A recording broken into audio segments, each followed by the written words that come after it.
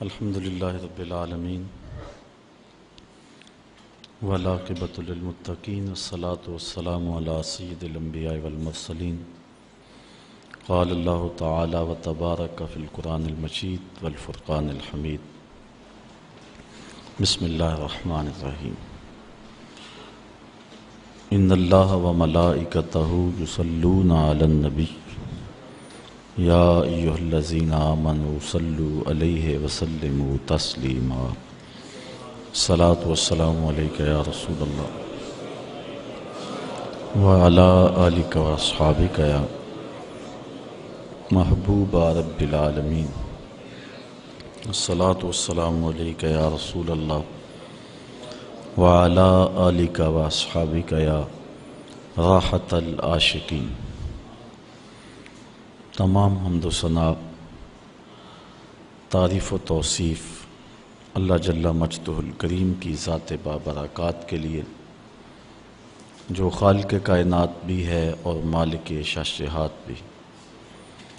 اللہ جل وعلا کی حمد و ثنا کے بعد حضور نبی اکرم شفیع امم رسول محتشم نبی مکرم صلی اللہ علیہ وسلم کے حضور ناز میں اپنی عقیدتوں، ارادتوں اور محبتوں کا خراج پیش کرنے کے بعد عالی مرتبت، ذی وقار، معزز، محترم، محتشم سامعین، خواتین و حضرات، السلام علیکم ورحمۃ اللہ وبرکاتہ۔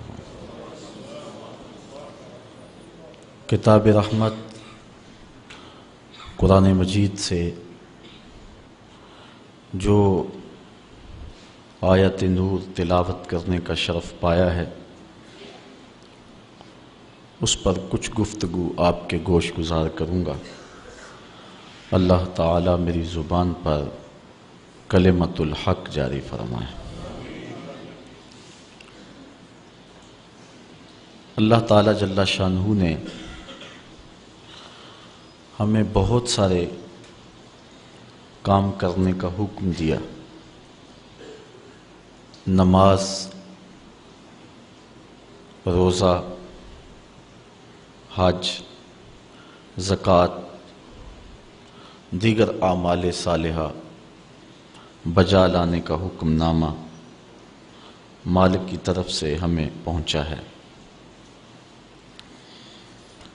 کچھ امور، کچھ کام ایسے ہیں کہ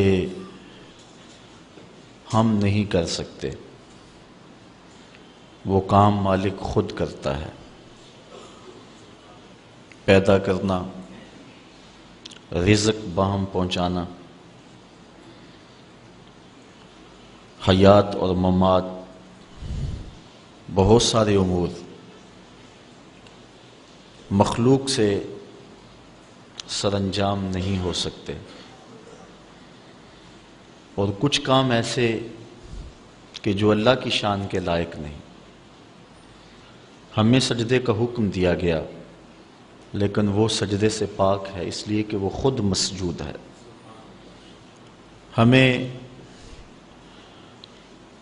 دیگر اعمال کا حکم دیا گیا، لیکن وہ اعمال وہ خود نہیں بچا لاتا، چونکہ وہ اعمال اس کے لیے کیے جاتے ہیں۔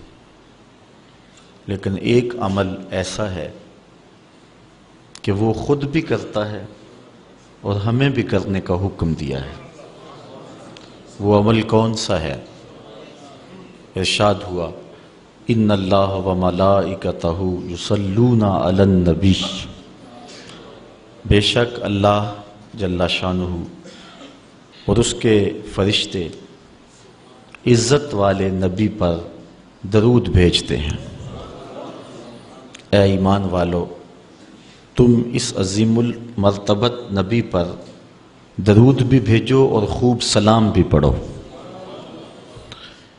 یہ حکم نامہ ہمیں ارشاد فرمایا گیا کہ یہ وہ بابرکت اور متبرک کام ہے کہ جو تمہارے رب کا بھی عمل ہے، اس کے فرشتوں کی بھی ڈیوٹی ہے، اور اس سعادت مندی سے، اس بابرکت عمل سے محبوب کے غلاموں تم محروم نہ رہ جانا، تم بھی یہ سعادتیں سمیٹو اور یہ برکتیں حاصل کرو، میرے مصطفیٰ پہ درود پڑھا کرو۔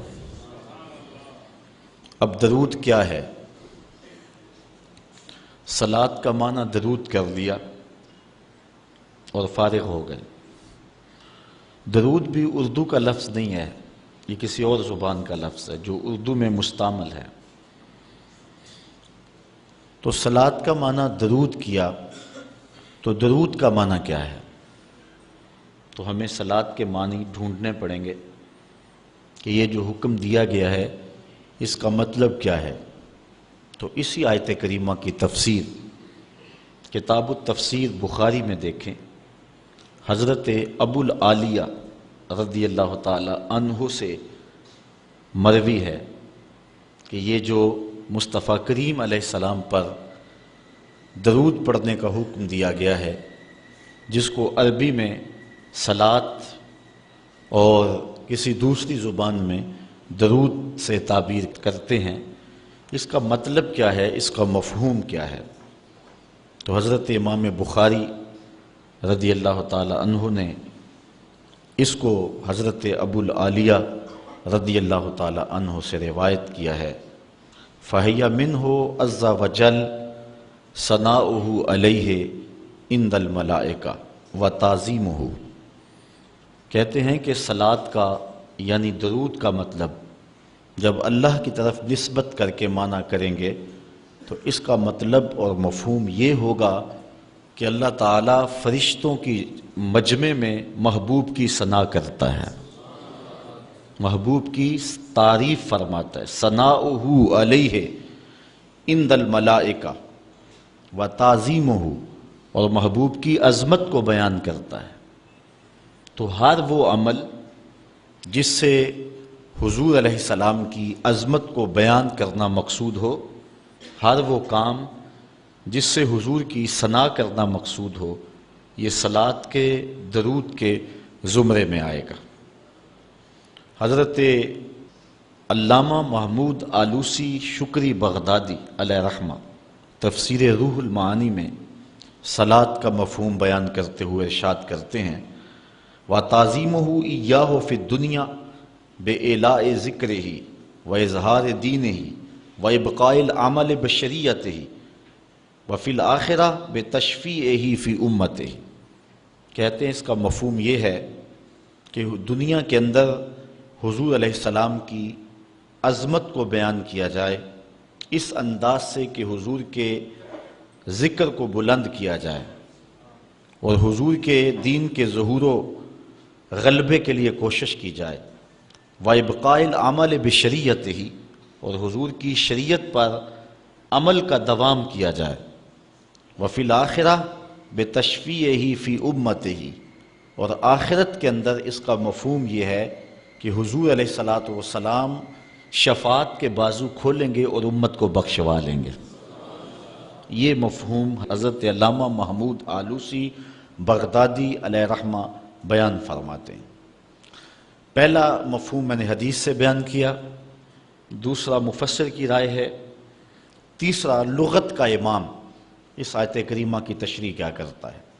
حضرت ابن منظور افریقی علیہ رحمہ لسان العرب میں، جو کہ لغت کی معتبر کتاب ہے، صلاۃ کے مفہوم میں لکھتے ہیں، فَمَانَاهُ، اس کا معنی یہ ہے، عَظِّمْهُ فِي الدُّنْيَا، جب ہم اللہ کی بارگاہ میں عرض کرتے ہیں اللہم صلی علی سیدنا محمد، تو اس کا مفہوم کیا، اس کا معنی کیا بنتا ہے؟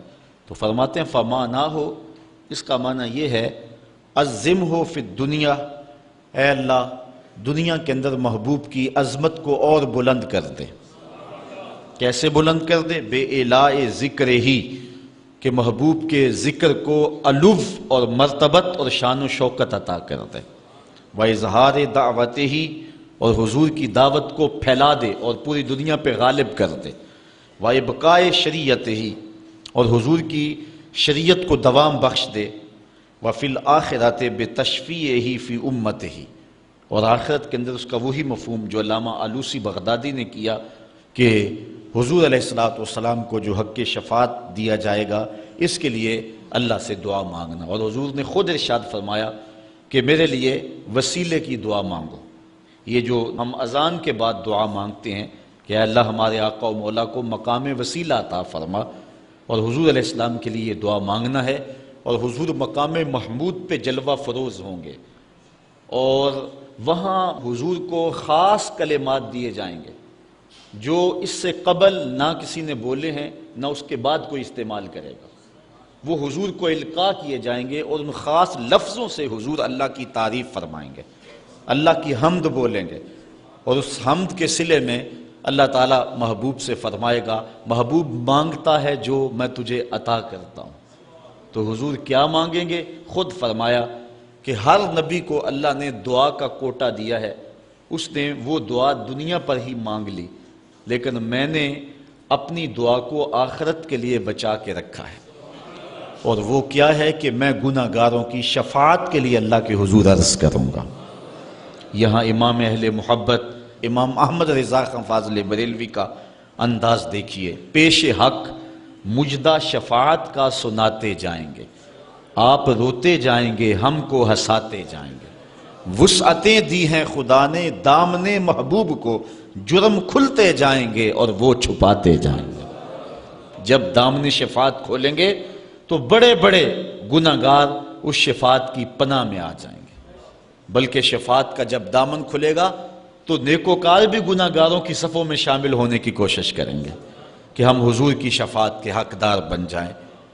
وہ کسی نے کسی موقع پہ اپنے ذوق میں اور اپنی لے میں پڑھا کہ وہ اپنا مقدمہ کیسے ہار سکتا ہے جس کے حضور وکیل ہوں، تو لوگوں نے داد دی، میں بھی اس مجمع میں بیٹھا تھا، بہت پرانی بات ہے، تو میں نے اس زمانے میں اس کو ٹوک دیا، روک دیا، میں نے کہا نہ یوں نہ کہو، حضور ہمارے وکیل ہیں، لیکن وکیل نگہبان کے معنی میں، لیکن تم بات مقدمے کی کر رہے ہو، مقدمے والے وکیل ایڈوکیٹ کے معنی میں نہیں ہے، چونکہ جو وکیل ہوتا ہے وہ جج کو کہتا ہے صاحب میرے موکل نے یہ جرم نہیں کیا لہٰذا چھوڑ دیں، اگر جرم ثابت ہو جائے تو پھر سزا پکی ہوتی ہے، تو جو وکیل ہوتا ہے وہ یہ ثابت کرتا ہے کہ میرے موکل نے جرم نہیں کیا لہٰذا چھوڑا جائے۔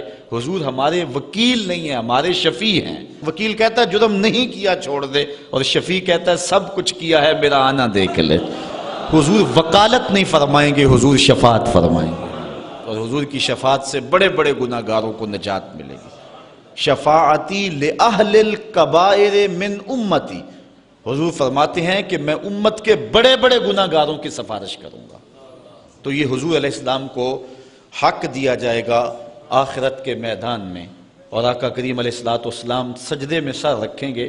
بخاری شریف میں حدیث شفاعت اٹھائیں، ایک بار نہیں 4 بار سر رکھیں گے، اور ہر بار رب کہے گا کہ مالک سر انور تو اٹھاؤ، جو کہو وہ مان لیں گے، جس کی سفارش کرو گے وہ قبول کر لیں گے، اور پھر حضور سفارش کرتے چلے جائیں گے اور امت کو بخشواتے چلے جائیں گے۔ فرمایا اوتیت الشفاعہ، مجھے شفاعت دی گئی، اور ہر نبی کو ایک دعوی مستجابہ قبول ہونے والی دعا زندگی میں عطا کی گئی، دعا کا خصوصی کوٹا دیا گیا، ہر نبی نے وہ دعا کا حق دنیا پہ استعمال کر لیا، لیکن فرمایا کہ غلاموں میں نے وہ دعا تمہارے لیے بچا کے رکھی ہوئی، یہاں فاقے کاٹ لے، تکلیفیں کاٹ لی، دکھ برداشت کر لیے، اذیتیں تکلیفیں کیا کچھ نہیں تھا جو حضور علیہ السلام نے برداشت نہیں کیا، لیکن وہ شفاعت کے لیے حضور قیامت کے دن بازو رحمت کھولیں گے تو پھر گناہ گاروں کی نجات کی ضمانت ہوگی۔ تو حضرت علامہ ابن منظور افریقی علیہ رحمہ فرماتے ہیں کہ یہ مفہوم ہے صلاۃ کا۔ جب درود کی نسبت اللہ تعالیٰ کی طرف ہو تو اس کا مفہوم ہوتا ہے نزول رحمت، اللہ تعالیٰ جل شانہ اپنے محبوب پر مزید رحمتوں کا نزول فرماتا ہے، جس سے حضور کے درجے بلند ہوتے ہیں اور حضور کی عظمت میں اور اضافے ہوتے ہیں۔ اور جب فرشتوں کی طرف نسبت کی جائے تو فرشتوں کی طرف نسبت بھی دعا کے معنی میں ہے، اور جب ہم اللہ کی بارگاہ میں یہ دعا مانگتے ہیں کہ اے اللہ اس پیارے محبوب علیہ السلام پر رحمت نازل فرما، تو یہ اللہ کی بارگاہ میں گزارش ہوتی ہے۔ اسی لیے علماء نے کہا کہ درود ایک ایسا وظیفہ ہے جو کسی صورت میں رد نہیں ہوتا، چونکہ ہم یہ کہتے ہیں اے اللہ اپنے پیارے نبی پر رحمت نازل فرما، وہ تو پہلے ہی فرما رہا ہے، تو ہم کہیں یا اللہ اپنے نبی پہ رحمت نازل فرما، تو کیا اللہ فرمائے گا کہ میں نہیں فرماتا؟ اس لیے یہ ہو ہی نہیں سکتا۔ علماء کہتے ہیں کہ جو درود ہے وہ بہر صورت قبول ہوتا ہے۔ اس لیے حضرت عمر رضی اللہ تعالیٰ عنہ فرماتے ہیں کہ دعا کو درود کے ساتھ جوڑ لو، درود تو قبول ہونا ہی ہونا ہے، تمہاری دعا بھی قبول ہو جائے گی۔ چونکہ اللہ تعالیٰ جل شانہ کی یہ شان نہیں ہے کہ بعض کو قبول کر لے اور بعض کو ترک کر دے۔ ہماری فقہ کا بھی مسئلہ ہے، اگر آپ نے کسی سے سودا لیا ہے، اس میں کوئی ردی چیز آ گئی ہے اور کچھ صحیح آ گئی ہے، اب یہ نہیں آپ کر سکتے کہ جو صحیح ہے وہ رکھ لیں اور ردی واپس کر دیں، یا تو وہ صحیح کے ساتھ ردی بھی قبول کرنا پڑے گی اور یا پھر جو ہے وہ صحیح بھی واپس کرنا پڑے گی۔ یہ نہیں ہوگا کہ مرضی کی رکھ لی اور مرضی کی واپس کر لی، یا سارا سودا قبول کرنا پڑے گا یا سارا سودا واپس کرنا پڑے گا۔ تو اللہ تعالیٰ جل شانہ کے حضور جب درود کے ساتھ دعا مانگی جائے تو پھر اللہ تعالیٰ جل شانہ اس دعا کو چھانٹ کے الگ نہیں کرتا کہ میں نے یہ نہیں قبول کرنی، درود کے ساتھ جو مانگی ہوئی دعا ہے اللہ وہ بھی مستجاب فرما لیتا ہے، وہ بھی قبول فرما لیتا ہے۔ درود پاک وہ بابرکت عمل ہے کہ جو اہل ایمان کو تعلیم دیا گیا۔ علماء نے لکھا کہ زندگی میں ایک مرتبہ درود شریف پڑھنا فرض ہے، اور جب حضور علیہ السلام کا نام لیا جائے اس وقت درود پڑھنا واجب ہے۔ اس کے علاوہ بھی وجوب کے اور بہت سارے مقامات علماء نے بیان کیے، اور نمایاں 40 مقامات علماء نے بیان کیے جہاں درود شریف پڑھنا مستحب ہے، لیکن بعض مقامات پہ درود شریف پڑھنا مکروہ بھی ہے، جس طرح باتھ روم اور اس قبیل کے اور مقامات اور جگہیں اور جو ہے وہ احوال ایسے ہیں جہاں درود شریف نہیں پڑھا جائے گا۔ باقی درود شریف وہ بابرکت وظیفہ ہے، وہ مقبول بارگاہ عمل ہے کہ جس کو جتنی بار مرضی پڑھو، ایک تو طبیعت میں اکتاہٹ نہیں ہوتی، انسان تھکتا نہیں، اور دوسرا اس عمل کی برکتیں اتنی ہیں، اس کا ثواب اتنا ہے کہ حضور نبی رحمت صلی اللہ علیہ وسلم کا فرمان حضرت ابو ہریرہ رضی اللہ تعالی عنہ سے سماعت کر لیجئے کہ حضور علیہ السلام نے ارشاد فرمایا من صلی علیہ صلاۃً واحدۃً صلی اللہ علیہ عشراً، جو میرے اوپر ایک مرتبہ درود پڑھتا ہے اللہ تعالیٰ اس پہ 10 رحمتوں کا نزول فرماتا ہے۔ یہ اس بابرکت وظیفے کا نتیجہ ہے جو بندہ مومن کو نصیب کر دیا جاتا ہے۔ دوسری روایت حضرت انس بن مالک رضی اللہ تعالی عنہ سے مروی ہے ان النبی صلی اللہ علیہ وسلم قال من ذکرت عندہ فلیصلی علیہ ومن صلی علیہ مرۃ صلی اللہ علیہ بہا عشراً۔ حضور نے فرمایا کہ جس شخص کے سامنے میرا ذکر کیا جائے اس کو میرے پہ درود پڑھنا چاہیے، اس لیے کہ جس نے میرے اوپر ایک مرتبہ درود پڑھا اللہ تعالیٰ اس پہ 10 رحمتیں نازل فرماتا ہے۔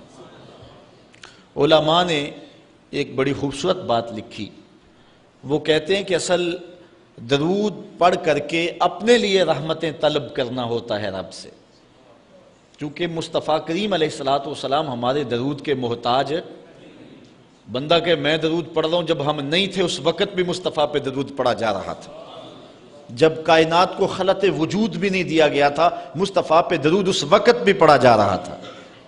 تو یہ ہم اپنی سعادت مندی حاصل کرتے ہیں۔ اس کی مثال یہ ہے کہ جو مانگنے والے ہیں وہ 2 طرح کے ہوتے ہیں۔ سورۃ الفاتحہ کی تفسیر میں میں نے مختصر بات آپ کے سامنے اس عنوان سے رکھی تھی۔ ایک وہ ہیں کہ جو ڈائریکٹ دروازے کو دستک دے کے صاحب خانہ سے مانگتے ہیں، صاحب خانہ اپنی توفیق کے مطابق اس کو دے نہ دے اس کی مرضی۔ اور مانگنے والوں کا ایک اور طریقہ ہوتا ہے کہ وہ مانگتے نہیں، کسی شخص کے دروازے پہ کھڑے ہو کے اس کو دعائیں دینے لگتے ہیں، تیرے بچوں کی خیر، تیرے والدین کی خیر، جہاں دادے پر دادے سے شروع ہوتے ہیں اور نیچے نسل تک آتے ہیں، تو وہ جب دعائیں مانگ رہے ہوتے ہیں تیرے خاندان کی، تیری جد کی خیر، تو گھر والا سمجھتا ہے جو ہمیں دعائیں دے رہا ہے اصل خود خالی جھولی لے کر آیا ہے، یہ کچھ مانگنا چاہتا ہے۔ تو کوئی شخص اللہ کی بارگاہ سے مانگنا چاہے، اللہ تو اولاد سے پاک ہے، تو اس کے محبوب کی خیر مانگو، اللہ تعالیٰ ایک بار خیر مانگو گے 10 رحمتیں جھولی میں ڈال دے گا۔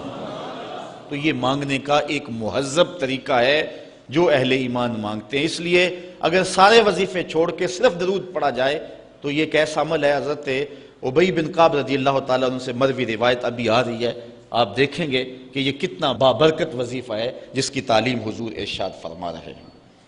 حضور علیہ السلام کا ایک اور فرمان سنیے جس کو امام طبرانی نے اپنی موجم میں روایت کیا ہے۔ حضور نے ارشاد فرمایا من صلی علیہ صلاۃ واحدۃ صلی اللہ علیہ عشرا، جو میرے اوپر ایک مرتبہ درود پڑھتا ہے رب تعالیٰ اس پر 10 رحمتیں نازل کرتا ہے۔ ومن صلی علیہ عشرا صلی اللہ علیہ مئۃ، اور جو میرے اوپر 10 مرتبہ درود پڑھتا ہے اللہ تعالیٰ اس پہ 100 رحمتیں نازل فرماتا ہے۔ ومن صلی علیہ مئۃ کتب اللہ بین عینیہ براۃ من النفاق وبراۃ من النار، اور جو شخص میرے اوپر 100 مرتبہ درود پڑھتا ہے اس کی 2 آنکھوں کے درمیان لکھ دیا جاتا ہے یہ بندہ منافق بھی نہیں ہے دوزخی بھی نہیں ہے، یہ نہ منافق ہے اور نہ دوزخی ہے، نفاق سے اور دوزخ سے بری لکھ دیا جاتا ہے۔ وَأَسْكَنَهُ اللَّهُ يَوْمَ الْقِيَامَةِ مَعَ الشُّهَدَاءِ، اور اللہ تعالیٰ جل شانہ قیامت کے دن جس مرتبے پر شہداء کو ٹھہرائے گا اسی مقام پہ درود پڑھنے والوں کو ٹھہرائے گا۔ یہ ثواب ہے اس شخص کے لیے کہ جو حضور پر کثرت کے ساتھ درود پڑھتا ہے۔ حضرت عبد الرحمن بن عوف رضی اللہ تعالی عنہ سے ایک روایت سنیے، فرماتے ہیں یہ عشرہ مبشرہ سے ہیں، جلیل القدر صحابی ہیں، اور صحابہ میں سب سے زیادہ امیر صحابی بھی یہی ہیں۔ 1,44,000 صحابہ میں سب سے امیر ترین صحابی حضرت عبد الرحمن ابن عوف رضی اللہ تعالی عنہ ہیں۔ آپ فرماتے ہیں کہ خرج رسول اللہ صلی اللہ علیہ وسلم فاتبعته حتى دخل نخلا فسجد فاطال السجود حتى خفت او خشیت ان يكون الله قد توفاه او قبضه۔ کہتے ہیں ایک دن حضور گھر سے باہر تشریف فرما ہوئے، مسجد نبوی سے نکلے تو میں بھی حضور کے پیچھے پیچھے چل پڑا۔ حضور علیہ الصلوۃ والسلام کے تتبع میں، حضور کی اتباع میں میں بھی حضور کے پیچھے چل پڑا۔ حتی داخل نخلا، یہاں تک کہ کھجوروں کے ایک باغ میں حضور تشریف فرما ہو گئے، میں بھی اس باغ میں حضور کے پیچھے چلا۔ میں نے کیا دیکھا؟ حضور نے سجدہ فرمایا، فاطال السجود، اور سجدہ اتنا لمبا تھا، حتی خفت او خشیت ان یکون اللہ قد توفی او قبضہ، مجھے ڈر لگا کہ حضور علیہ السلام کا وصال ہو گیا، کہ حضور نے سر انور رکھا سجدے میں پھر اٹھا ہی نہیں رہے تھے، تو میں ڈرا اس بات سے کہ کہیں حضور کا وصال نہ ہو گیا ہو، حضور علیہ السلام اس دار فانی سے کوچ نہ کر گئے ہوں۔ تو کہتے ہیں کہ قال فجئت انظر فرفع راسہ، میں دیکھ ہی رہا تھا کہ اچانک حضور نے سر انور اٹھا لیا۔ فقال مالک یا عبد الرحمن، تو میرا رنگ اڑا ہوا تھا، میری طبیعت کے اوپر ایک عجیب کیفیت تھی۔ حضور نے سر اٹھایا اور مجھے اس حالت میں دیکھا، کہا کہ اے عبد الرحمن تجھے کیا ہو گیا؟ میں نے کہا فذکرت ذلک لہ، جو مجھے ہوا تھا میں نے وہ بتا دیا، میں تو ڈر گیا تھا، چونکہ صحابہ کی زندگی ہی تو حضور کے نام سے تھی، اور آقا کریم کی زندگی کے ساتھ اور حضور کی حیات کے ساتھ ہی تو وہ جیتے تھے بلکہ اڑتے تھے۔ اور صحابہ رضوان اللہ علیہ مجمعین کے لیے سب سے مشکل وقت حضور علیہ السلام کی وفات کا وقت تھا، ان سے برداشت نہیں ہوتا تھا۔ آپ نے پڑھا ہوگا سیر میں، علماء سے سنا ہوگا، حضرت عمر نے تلوار نکال لی تھی حضور کے وصال پر، کوئی کہے تو صحیح حضور کا وصال ہو گیا میں گردن کاٹ دوں گا، روتے تھے، عجیب کیفیت تھی۔ حضرت ابوبکر صدیق نے ہاتھ آگے کیا، لیکن حضرت عمر جو ہیں وہ ان کی بات بھی سننے کے لیے تیار نہیں تھے۔ حضرت بلال چیخیں مارتے تھے، عجیب حالت تھی۔ حضرت سیدہ فاطمہ کہتی تھی سبت علی مصائب لو انہا سبت علی الایام سرنا لیالیا، لوگوں میرے اوپر جو مصیبتیں ٹوٹ پڑی ہیں اگر وہ چٹے دنوں پہ پڑتی تو وہ بھی کالی راتیں بن جاتے۔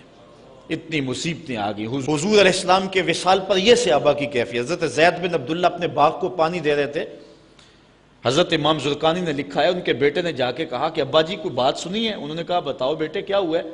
کہا حضور کا وصال ہو گیا۔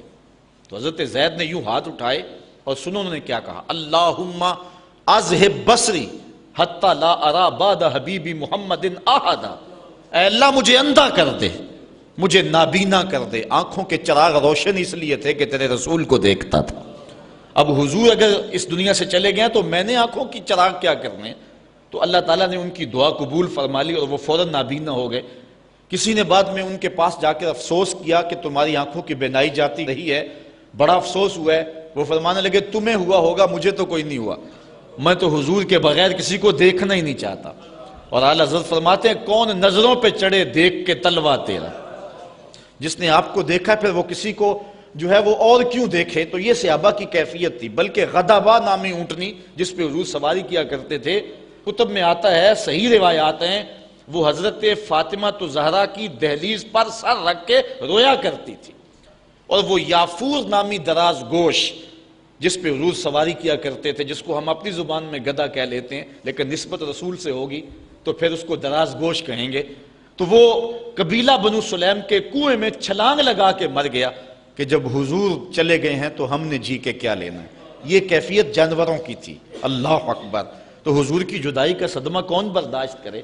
آپ نے سنا نہیں کہ استن حنانہ حضور کے فراق میں کیسے تڑپ تڑپ کے روتا تھا؟ صحاح میں روایت ہے، لگتا تھا جس طرح پھٹ جائے گا۔ اور آقا کریم منبر سے نیچے اترے اور آقا نے اس کو دونوں ہاتھوں میں لیا، پھر تسلی دی، اور ایسے لگا جس طرح کہ بچھڑا ہوا بچہ ماں کی گود میں آ جائے تو اس کی گگھی بن جاتی ہے، یہ کیفیت ہوئی۔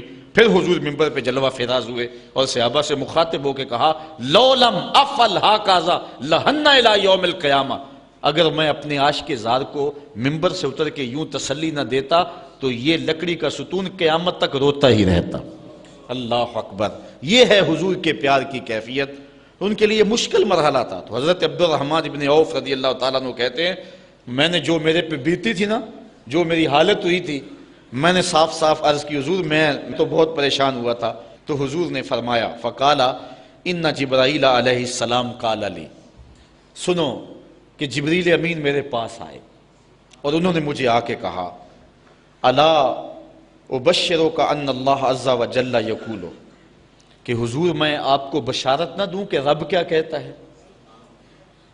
وہ یہ کہتا ہے من صلی علیک صلیت علیہ ومن سلم علیک سلمت علیہ۔ ذرا دیکھیے لفظ، حضور فرماتے ہیں میں کیوں سجدے میں گیا تھا؟ سنو اے عبد الرحمن ابن عوف واقعہ کیا ہوا، میں اتنا لمبا سجدہ کیوں کیا؟ کہا میرے پاس جبریل آئے اور جبریل نے مجھے رب کا سندیسہ دیا، پیغام دیا کہ محبوب آپ کا رب کہتا ہے کہ آپ کا جو امتی آپ پہ درود پڑے گا میں رب ہو کے اس پہ درود پڑھوں گا، اور جو آپ کا امتی آپ کو سلام کہے گا میں رب ہو کے اس کو سلام کروں گا۔ تو حضور فرماتے ہیں فسجدت للہ شکرا، تو پھر میں سجدہ نہ کرتا، پھر میں شکر کا سجدہ نہ کرتا اور میرا سجدہ لمبا نہ ہوتا کہ اتنا کرم ہوا کہ میرا اگر غلام مجھ پہ درود بھیجے تو رب اس پہ درود بھیجتا ہے۔ اللہ اکبر۔ یہ کرم نوازیاں اس شخص پر کہ جو حضور نبی رحمت صلی اللہ علیہ وسلم پر درود بھیجتا ہے۔ آئیے حضرت عبداللہ ابن مسعود رضی اللہ تعالی عنہ سے ایک روایت سنتے ہیں۔ کہتے ہیں کہ ان للہ ملائکۃ سیاحین یبلغون عن امتی السلام، اللہ کے کچھ فرشتے ہیں جن کی ڈیوٹی یہ ہے وہ دھرتی پر گھومتے ہیں، پوری دنیا پہ چکر لگاتے ہیں، اور کرتے کیا ہیں؟ جہاں جہاں بھی کوئی شخص میرے اوپر سلام بھیجے تو وہ اس امتی کا سلام میرے تک پہنچاتے ہیں کہ حضور آپ کے فلاں امتی نے آپ تک جو ہے وہ سلام بھیجا ہے۔ اور دوسری روایت حضرت حسن رضی اللہ تعالیٰ عنہ اپنے باپ حضرت علی المرتضیٰ سے روایت کرتے ہیں کہ حضور علیہ السلام نے ارشاد فرمایا حیث ما کنتم فصلوا علیہ فإن صلاتکم تبلغنی، فرمایا علی جہاں بھی رہو میرے اوپر سلام پڑھا کرو، تمہارا سلام مجھے پہنچتا ہے۔ جہاں بھی رہو میرے اوپر سلام پڑھنے کو، عمل کو نہ چھوڑنا۔ قیامت کے دن حضور علیہ السلام کی سب سے زیادہ قربت کس شخص کو نصیب ہوگی؟ تو وہ روایت ہے حضرت عبداللہ ابن مسعود رضی اللہ تعالی عنہ سے کہ حضور نے فرمایا ان اول الناس بی یوم القیامہ اکثرہم علی صلاۃ، قیامت کے دن میرا سب سے زیادہ قریبی شخص وہ ہوگا کہ جو میرے اوپر کثرت کے ساتھ درود پڑھا کرتا ہے۔ حضرت ابی بن کعب رضی اللہ تعالیٰ عنہ کی وہی روایت جو میں نے جس کا اشارہ دیا، روایت کرتے ہیں کان رسول اللہ صلی اللہ علیہ وسلم اذا ذهب ربع اللیل قام فقال یا ایھا الناس اذکروا اللہ جاءت الراجفہ تتبع الرادفہ جاء الموت بما فیہ۔ کہتے ہیں کہ حضور علیہ الصلوۃ والسلام جب رات کا چوتھائی حصہ باقی رہ گیا تو آقا کریم علیہ السلام نے لوگوں کو بیدار کیا، لوگوں کو جگایا کہ اٹھو اللہ کا ذکر کرو، قیامت آنے والی ہے، موت آنے والی ہے۔ حضور نے صحابہ کو بیدار کیا۔ قال ابی بن کعب رضی اللہ تعالیٰ عنہ، حضرت ابی بن کعب رضی اللہ تعالیٰ عنہ فرماتے ہیں، یہ جلیل القدر صحابی ہیں اور حضور علیہ الصلوۃ والسلام ان سے قرآن سنا کرتے تھے۔ بلکہ ایک دن حضور گزر رہے تھے، حضرت ابی بن کعب رضی اللہ تعالیٰ عنہ تلاوت کر رہے تھے، حضور رک کے سننے لگے۔ اگلے دن ملاقات ہوئی تو فرمایا ابی میں گزر رہا تھا، تو تلاوت کر رہا تھا اور میں سنتا رہا۔ تو حضرت ابی نے کہا حضور اگر مجھے پتہ چل جاتا نا کہ آپ سن رہے ہیں تو میں اور سوار کے پڑھتا۔ محدثین شارحین لکھتے ہیں کسی کے دکھلاوے کے لیے قرآن سوار کے پڑھنا ریاکاری ہے، لیکن اگر حضور کے دکھلاوے کے لیے پڑھا جائے یہ ریاکاری نہیں ہے، یہ عین دین ہے۔ تو حضرت ابی بن کعب رضی اللہ تعالی عنہ کہتے ہیں کہ میں نے حضور کی خدمت میں عرض کی، فقلت، تو میں نے عرض کی یا رسول اللہ صلی اللہ علیہ وسلم میں آپ پر بہت زیادہ درود شریف پڑھتا ہوں، فکم اجعل لک من صلاتی، تو مجھے بتا دیں کہ میں آپ پہ کتنا وقت درود پڑھا کروں۔ قال ما شئت، کہا جتنا تو پڑھ سکتا ہے، جتنا تیرے پاس وقت ہے، جتنی تیری مرضی ہے، میں کوئی مقرر نہیں کرتا۔ قال قلت، تو میں نے کہا الربع، میں چوتھا حصہ درود پڑھا کروں گا، باقی 3 حصے باقی وظیفے کر لیا کروں گا۔ قال ما شئت، حضور نے فرمایا تیری مرضی، وَإِن زِدْتَ فَهُوَ خَيْرٌ لَكَ، لیکن اگر درود زیادہ پڑھے نا تو تیرے لیے ہوگا بہتر۔ ویسے تو اگر چوتھا حصہ پڑھے باقی 3 حصے باقی وظیفے، لیکن اگر ایسا کرے تو تیرے لیے بہتر ہوگا، زیادہ اگر پڑھ لے۔ قال، کہتے ہیں فقلت، تو میں نے کہا فثلثین، میں 2/3 پڑھ لیا کروں گا۔ قال ما شئت، فرمایا جس طرح تیری مرضی، فَإِن زِدْتَ فَهُوَ خَيْرٌ لَكَ، لیکن اگر تو درود کو زیادہ کر لے تو یہ تیرے لیے بہتر ہوگا۔ قلت النصف، میں نے عرض کی حضور میں آدھا وقت درود پڑھ لیا کروں گا، باقی آدھا وقت دیگر وظائف پڑھ لیا کروں گا۔ قلت، جب میں نے یہ بات کہی تو حضور نے فرمایا ما شئت، جو تیری مرضی، جو تیرے دل میں آئے، وَإِن زِدْتَ فَهُوَ خَيْرٌ لَكَ، لیکن اگر تو درود کو اور زیادہ کر دے تو تیرے لیے ہے بہتر۔ کہتے ہیں کہ میں نے عرض کی اجعل لک صلاتی کلھا، حضور پھر میں سارا وقت درود ہی پڑھ لیا کروں گا، میں سارا وقت درود ہی پڑھ لیا کروں گا۔ تو آقا کریم نے فرمایا پھر تجھے دنیا کی تکلیفیں بھی نہیں پہنچیں گی اور آخرت میں بھی تجھے نجات مل جائے گی، کیونکہ انسان وظیفہ 2 مقاصد کے لیے کرتا ہے، میری دنیا کے معاملہ ٹھیک ہو جائیں کچھ وظائف اس لیے پڑھتا ہے، یا پھر میری آخرت ٹھیک ہو جائے اس لیے وظائف پڑھتا ہے۔ 2 ہی غرضیں ہوتی ہیں وظائف پڑھنے سے، لیکن حضور نے فرمایا اگر تو سارا وقت درود پڑھتا رہے تو پھر تیری دنیا بھی ٹھیک ہو جائے گی، تیری آخرت بھی ٹھیک ہو جائے گی، تیرے سارے معاملے ٹھیک ہو جائیں گے۔ اللہ اکبر۔ اور حضور علیہ السلام کا یہ ایک اور فرمان سنیے جس کو حضرت انس رضی اللہ تعالیٰ عنہ روایت کرتے ہیں۔ حضور علیہ السلام نے ارشاد فرمایا من صلی علی فی یوم 1000 مرہ لم یمت حتی یری مقعدہ من الجنہ، جو ایک دن میں 1000 مرتبہ میرے اوپر درود پڑے وہ اتنی دیر تک مرے گا نہیں جب تک جنت میں اپنا ٹھکانہ نہیں دیکھ لیتا۔ یہ اللہ تعالیٰ اس کو خاص نور نصیب فرمائے گا۔ اور آئیے سنیے حضور علیہ السلام کیا ارشاد فرما رہے ہیں۔ حضرت ابو درداء رضی اللہ تعالی عنہ سے روایت ہے، امام ابن ماجہ نے اپنی سند سے اس کو روایت کیا ہے۔ قال قال رسول اللہ صلی اللہ علیہ وسلم اکثروا علی من الصلاة کل یوم الجمعہ فإنہ مشہود تشہدہ الملائکہ۔ حضور نے فرمایا کہ ہر جمعے کے دن میرے اوپر کثرت کے ساتھ درود پڑھا کرو، چونکہ یہ یوم مشہود ہے، اس دن فرشتے حاضر ہوتے ہیں، تو جمعے کے دن کثرت کے ساتھ باقی دنوں کی نسبت میرے اوپر درود پڑھا کرو۔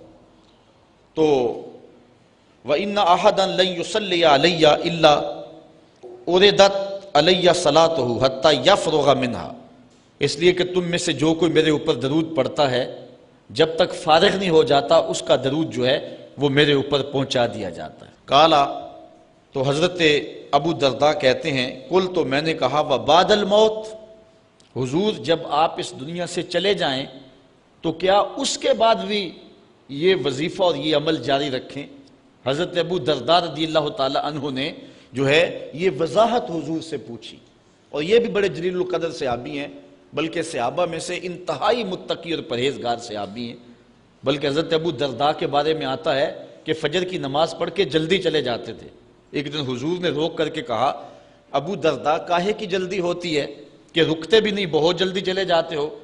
عرض کی حضور میرے ہمسایوں کے گھر میں کھجور کا ایک لمبا درخت ہے، اور آج کل مدینے میں کھجوروں کے پکنے کا موسم ہے، اور سحری کے وقت ٹھنڈی ہوائیں مدینے کو سلامی دینے آتی ہیں، اور میں اس لیے جلدی جلدی چلا جاتا ہوں کہ وہ جو کھجوریں جھڑ کے میرے ویڑے میں گر جاتی ہیں بچوں کے اٹھنے سے قبل ہمسائے کے گھر میں پھینک دوں، کہیں میرا بچہ کوئی نہ کھا لے۔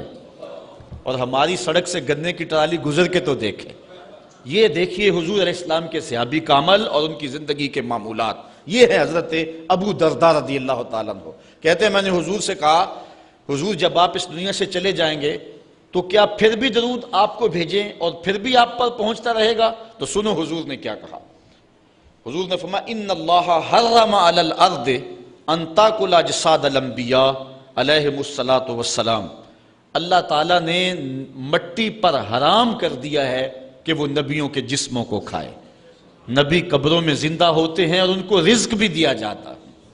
حضرت ابن ماجہ نے یہ روایت بے اسناد جید، اچھی سند کے ساتھ اس کو روایت کیا ہے، بلکہ حضور نبی رحمت صلی اللہ علیہ وسلم نے ارشاد فرمایا کہ جب کوئی شخص میرے اوپر درود پڑھتا ہے تو اللہ تعالیٰ جل شانہ میری روح میرے بدن میں لٹا دیتا ہے، حتیٰ کہ میں اس کے سلام کا جواب دیتا ہوں۔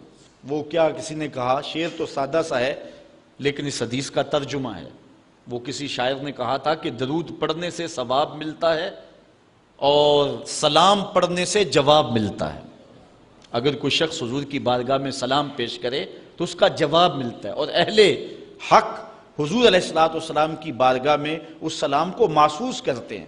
حضرت امام مالک نے یہ بات کہی کہ اگر کوئی شخص حضور کے روضے پہ جائے، باقی ائمہ کہتے ہیں کہ وہ کہے کہ میں حضور کے روضے کی زیارت کر کے آیا ہوں، لیکن امام مالک کہتے ہیں کہ یہ نہ کہے میں حضور کے روضے کی زیارت کر کے آیا ہوں، بلکہ یہ کہے میں حضور کی زیارت کر کے آیا ہوں، کیونکہ حضور علیہ السلام کو جس نے حضور کے روضے کو دیکھا، حضور نے فرمایا وہ ایسے ہی ہے جس نے میری زندگی میں اس نے مجھے دیکھا۔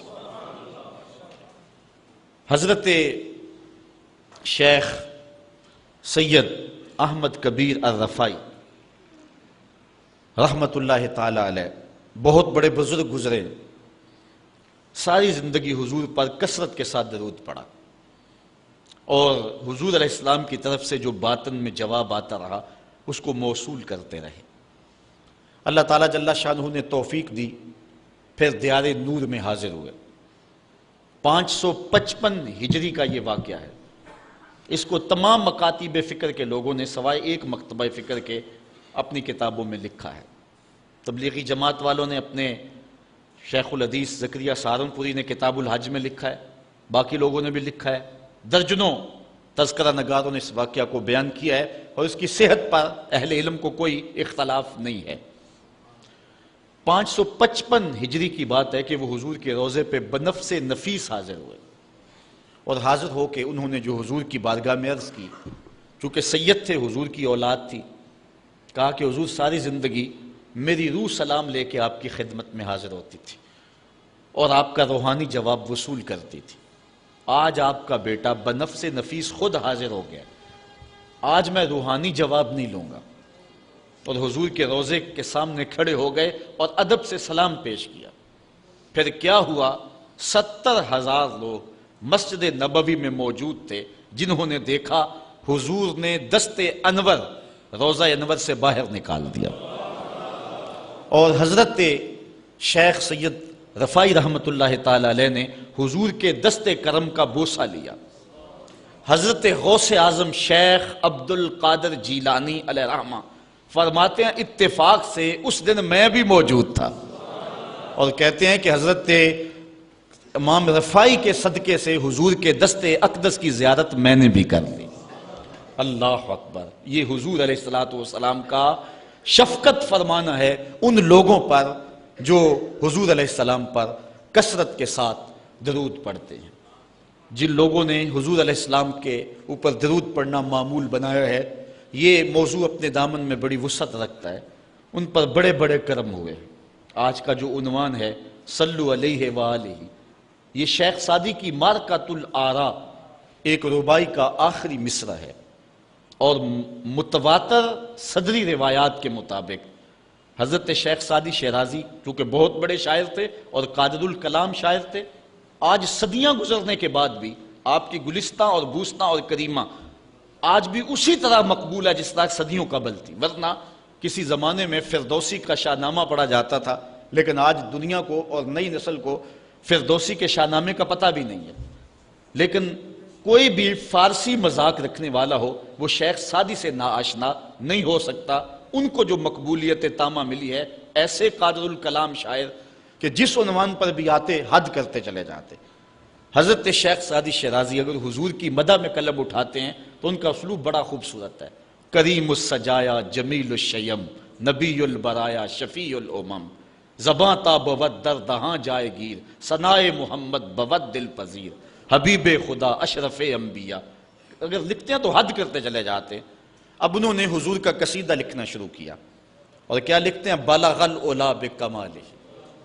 اس کا معنی ہے کہ آپ اپنے کمال کی وجہ سے بلندیوں تک پہنچے۔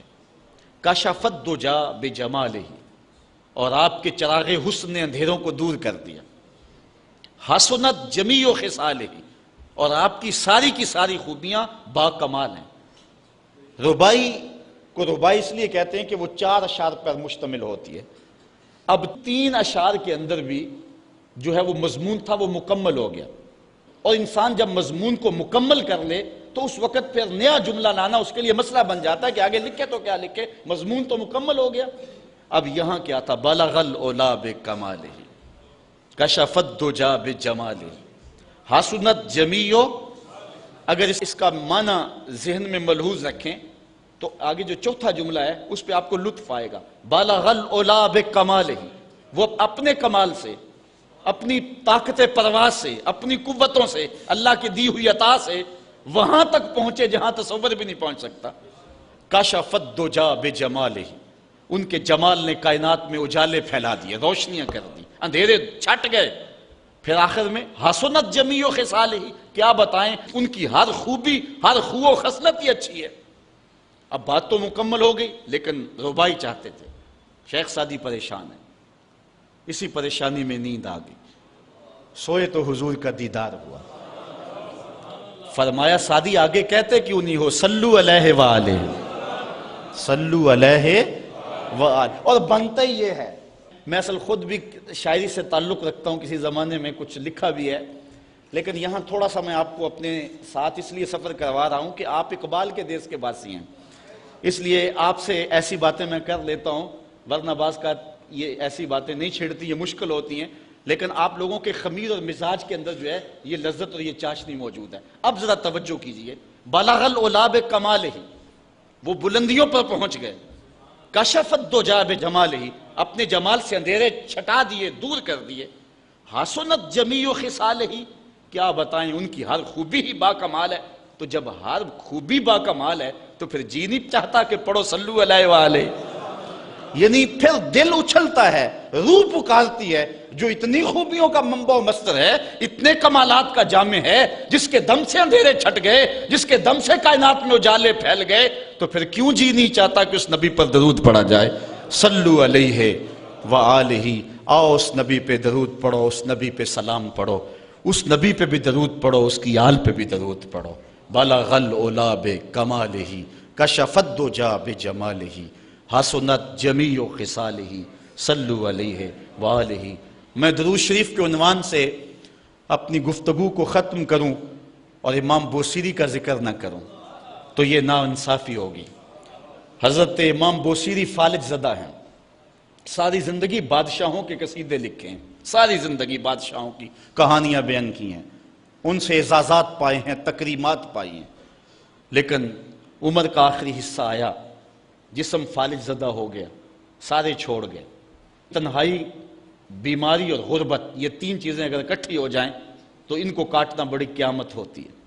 تنہائی، غربت اور بیماری، یہ تینوں اکٹھی آ گئی حضرت امام بوصیری پہ۔ صحت مند کے سارے گاہک ہوتے ہیں، بیمار پڑ گئے تو کوئی پوچھتا ہی نہیں ہے۔ ایک دن خیال آیا، ساری زندگی شہنشاہوں کے قصیدے لکھے، آج اس کا قصیدہ نہ لکھوں جو کائنات کا دولہ ہے۔ اللہ اکبر، قلم پکڑا، پھر حضور کا قصیدہ لکھا۔ یہ قصیدہ بردہ شریف مکمل کیا۔ رات ہوئی، حضرت امام بوصیری سوئے، آقا کریم علیہ السلام تشریف لائے، اور یہ بات ذہن میں رکھیں، حضور نے ارشاد فرمایا من رآنی فی المنام فقد رآنی فإن الشیطان لا یتمثل بی۔ یہ ابن ماجہ میں 6 طرق سے روایت مروی ہے، ویسے بخاری دیگر کتابوں میں بھی ہے، لیکن ابن ماجہ حجم کے اعتبار سے چھوٹی کتاب ہے، اس میں بھی 6 مرتبہ یہ روایت ہے، باقیوں میں تو بہت مرتبہ یہ روایت آئی ہے۔ ابن ماجہ میں 6 طرق سے یہ روایت ہے۔ حضور نے فرمایا جس نے مجھے خواب میں دیکھا اس نے مجھے ہی دیکھا، شیطان خواب میں آ کر بھی میری مثل ہونے کا دعویٰ نہیں کر سکتا۔ اچھا، دوسری بات، جس نے حضور کو دیکھا اس نے حضور کو دیکھا، اور جس نے حضور کو دیکھا حضور اس کے خواب میں قصد، ارادے اور مرضی سے آئے۔ میں کسی کے خواب میں جاؤں، آپ کسی کے خواب میں آئیں، نہ آپ کو پتہ ہوتا ہے نہ مجھے پتہ ہوتا، مجلس سجی ہے، میں گفتگو کر رہا ہوں، اٹھ کے آپ چلے جائیں گے، جا کے سو جائیں، میں خواب میں دوبارہ گفتگو کرتا ہوا پایا جاؤں، مجھے آپ اٹھ کے فون کرے جناب آج خواب میں آئے تھے، تو مجھے تو نہیں پتہ ہوگا، یا آپ کو میں دیکھ لوں دوبارہ تو آپ کو علم نہیں ہوگا، لیکن حضور جس کے خواب میں جائیں قصد، ارادے اور مرضی سے جاتے ہیں۔ تیسری بات، خواب میں کسی کو کچھ کوئی دے تو وہ محض خواب ہوتا ہے۔ لاٹری نکل آئی، کروڑ پتی بن گیا، صبح اٹھیں گے تو کروڑ پتی ہوں گے یا کنگال ہوں گے؟ وہ کیا کسی نے کہا تھا 100 بار میرے ہاتھوں میں تیرا دامن آیا، جب آنکھ کھلی تو اپنا ہی گریباں تھا۔ کچھ نہیں ہوتا، خواب خواب ہوتا ہے، لیکن حضور کو اگر کوئی خواب میں دیکھے اور حضور کچھ عنایت کریں تو وہ محض خواب نہیں ہوتا۔ حضرت شاہ ولی اللہ محدث دہلوی فرماتے ہیں میرے والد شاہ عبد الرحیم نے خواب میں انہوں نے حضور کو دیکھا تو آقا کریم علیہ السلام نے اپنے 2 موئے مبارک ان کو عطا کیے۔ کہتے ہیں جب اٹھے تو دیکھا کہ موئے مبارک نہیں تھے، تو پھر ان کی کیفیت وہی ہو گئی، اور پھر حضور خواب میں ملے، فرمایا کہ ہم نے تیرے سرہانے کے نیچے رکھ دیے۔ تو کہتے ہیں کہ وہ 2 بال حضرت شاہ ولی اللہ محدث دہلوی فرماتے ہیں ان کی علامت یہ تھی کہ وہ صندوق میں ہم رکھتے تھے، جب اس کو دھوپ میں لے کے نکلتے بدلی سایہ کیا کرتے تھے، اور فرماتے ہیں کہ جب وراثت تقسیم ہوئی تو 1 بال میرے حصے میں آیا، حضور کا منہ انور، حضور کا منہ مبارک۔ تو جس نے حضور کو خواب میں دیکھا حضور کو ہی دیکھا، حضور قصد سے آئے، جو دیا حقیقت میں دیا۔ اور چوتھی بات، وہ بخاری کی روایت ہے، حضور فرمایا من رآنی فی المنام فسیرانی فی الیقظہ، جس نے مجھے خواب میں دیکھا ان قریب جاگتے بھی دیکھ لے گا۔ شارحین لکھتے ہیں ساری زندگی نہ دیکھ سکا، جب روح نکل رہی ہوگی رخ محبوب سامنے ہوگا، اور اگر اس وقت حضور کا دیدار ہو جائے تو اور چاہیے بھی کیا، سوکھا نکلے سا ظہوری جے ویخ لواں مکھ تیرا، اگر اس وقت حضور کا دیدار ہو جائے تو اور کیا چاہیے۔ تو حضرت امام بوصیری کہتے ہیں کہ میں سویا مقدر جاگا، حضور تشریف لائے، فرمایا بوصیری جو قصیدہ لکھا ہے وہ سناؤ تو صحیح۔ تو انہوں نے وہ مشہور قصیدہ مولا یصلی وسلم دائماً ابدا، وہ قصیدہ حضور کی خدمت میں پیش کیا۔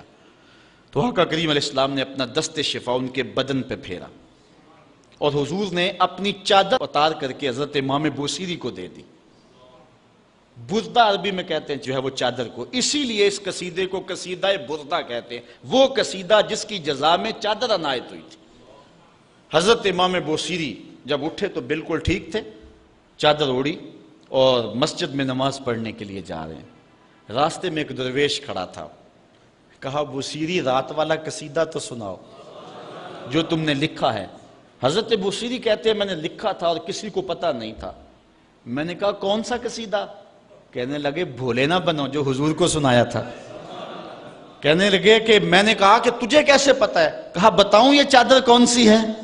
اللہ اکبر! تو امام بوصیری رحمت اللہ تعالی علیہ نے حضور علیہ السلام پر یہ درود لکھا، مولا یصلی وسلم دائماً ابدا، اور یہ جزا پائی۔ حضرت سید محمد بن سلیمان رحمت اللہ تعالی علیہ ایک بزرگ گزرے ہیں، یہ 708 ہجری میں پیدا ہوئے تھے۔ کہتے ہیں کہ میں ایک دن کسی بستی سے گزر رہا تھا اور وہاں ایک کنواں تھا، اس کا پانی تھوڑا سا نیچے تھا اور میرے پاس کوئی چیز نہیں تھی جس سے میں ڈول ڈال کر کے وہ پانی نکال سکوں۔ میں متحیر کھڑا تھا، ساتھ ہی ایک شکستہ سا کچا سا مکان تھا، اس مکان کے اوپر ایک چھوٹی عمر کی لڑکی کھڑی تھی۔ مجھے کہنے لگی کہ آپ پریشان ہیں؟ میں نے کہا ہاں بیٹے، مجھے پریشانی یہ ہے کہ میں نے وضو کرنا اور نماز پڑھنی ہے اور وقت جا رہا ہے اور یہ پانی بہت نیچے ہے، اگر تم کچھ میری مدد کر سکتی ہو تو ضرور کرو۔ وہ چھت سے نیچے آئی اور اس نے آ کے اپنا لعاب اس کنویں میں پھینکا۔ حضرت شیخ سید محمد بن سلیمان فرماتے ہیں کہ میں نے دیکھا کہ یکا یک کنویں کا پانی اچھل کے کناروں تک آ گیا اور بہنے لگا۔ میں نے جلدی سے وضو کیا اور پھر میں نے اس لڑکی کو کہا میں تجھے اللہ کا واسطہ دیتا ہوں، تو مجھے بتا کہ تیرے پاس ہے کیا کہ تیرے لب کے ڈالنے سے یہ پانی اچھل کے اوپر آ گیا؟ تو اس لڑکی نے مجھے کہا کہ یہ جو مرتبہ مجھے ملا ہے بکثرت الصلاۃ علی من کان اذا مشى فی البر تعلقت الوحوش باذیالہ، یہ مرتبہ میں اس پر درود پڑھ کے حاصل کیا ہے جب وہ جنگل سے گزرتے تھے تو جو جانور تھے قدموں سے لپٹ جاتے تھے، میں ان پر درود پڑھنے کی برکت سے جو ہے وہ یہ مرتبہ حاصل کیا ہے۔ تو حضرت سید محمد بن سلیمان کہتے ہیں کہ پھر میں نے ارادہ کر لیا کہ میں ساری زندگی حضور علیہ السلام پر درود پڑھتے ہوئے اور درود لکھتے ہوئے گزاروں گا۔ پھر انہوں نے مشہور زمانہ کتاب جس کو اہل علم اور اہل تصوف دلائل الخیرات کے نام سے جانتے ہیں، جس کی متعدد شروحات بھی لکھی گئی، وہ کتاب انہوں نے تصنیف کی۔ اور اس کتاب کی خصوصیت یہ ہے کہ جو شخص اس کتاب کو باقاعدگی کے ساتھ پڑھے اس کو حضور کا دیدار نصیب ہوتا ہے۔ اور اس کتاب کو پڑھنے والے، میں نے ایک روایت میں پڑھا ہے کہ جو شخص حضور علیہ السلام پر کثرت سے درود پڑھے، اللہ تعالیٰ اس درود کی برکت سے اسے تو نوازتا ہے، اس کی اولاد کو اور اس کی اولاد کی اولاد کو، یعنی اس کی نسلوں کو بھی ثواب دیتا ہے۔ تو حضرت سید محمد بن سلیمان نے یہ کتاب لکھ کر کے درود کی زمانے پر احسان کیا، اور آج تک بالخصوص علماء روم کا عمل اس کے اوپر جو ہے وہ کثرت کے ساتھ ہے۔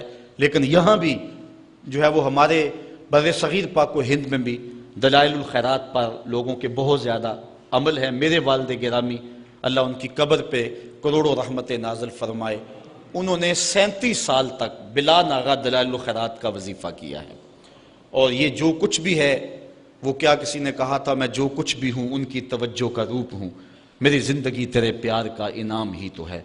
تو یہ سارا فیضان یہ درود شریف کا فیضان ہے جو دروس قرآن کی صورت میں آپ دیکھ رہے ہیں۔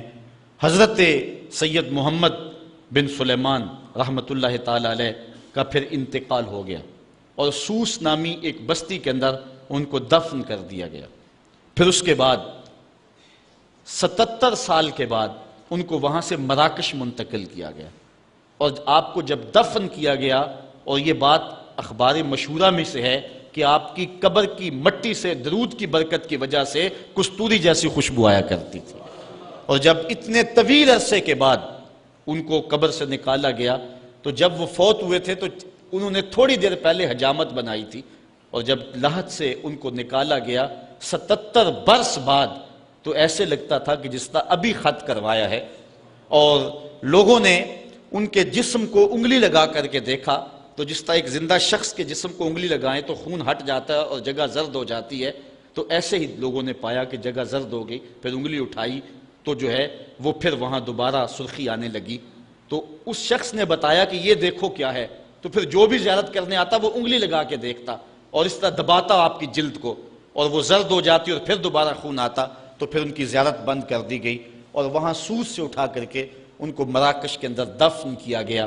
جو شخص حضور علیہ السلام پہ درود پڑھے تو اس کو حیات جاوداں مل جاتی ہے، اور صاحب درود نبی کا کمال اور مرتبہ کیا ہوگا۔